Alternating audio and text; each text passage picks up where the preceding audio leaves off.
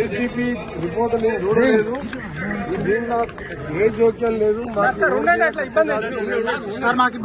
నేను కానీ మా మంత్రివర్గం కానీ మా ముఖ్యమంత్రి గారు పదే పదే చెప్పినాం.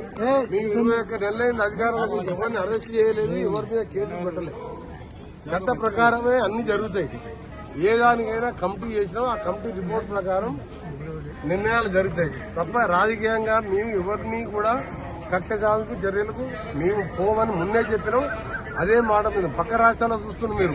రోజు 4 అరెస్ట్ అవుతున్నారు. మాజీ మంత్రులు, ఎంపీలు, ప్రజెంట్ ఎంపీలు, ప్రజెంట్ ఎమ్మెల్యేలు. ఇక్కడ కూడా అరెస్ట్ అయినా కానీ 20 నెలల్లో అన్ని ఎంక్వైరీ కమిటీలు వేసినాం. ఒక్కొక్క కమిటీ రిపోర్ట్ వస్తుంది. ఆ రిపోర్ట్ లో దోషులు తేలిన వారికి తప్పకుండా 45 కోట్ల రూపాయలు ఎలక్ట్రానిక్ బాండ్ రూపంలో వచ్చినట్టు నువ్వు చూసినట్టే నేను టీవీలో చూసినా. ఆ రిపోర్ట్ అయితే నేను చదవలేదు. అలా వచ్చిందంటే చట్టం తరఫైన తను చేసుకుంటుంది. అంటే ఎవరి జోక్యం లేదు, ముఖ్యమంత్రి జోక్యం లేదు, కోమటిరెడ్డి వెంకరెడ్డి జోక్యం లేదు. చట్టం తన పని తాను చేసుకుంటూ పోతుంది. అలా విదేశాలకు కేబినెట్ అనుమతి లేకుండా ఇచ్చి మళ్ళా ఎలక్ట్రల్ బాండ్ల వాళ్ళ పార్టీకి వచ్చినట్టు బ్యాంక్ రిపోర్ట్ ఉన్న తర్వాత నువ్వు నేను చెప్పిన ఆగుతుందా? ఆగేదా అది?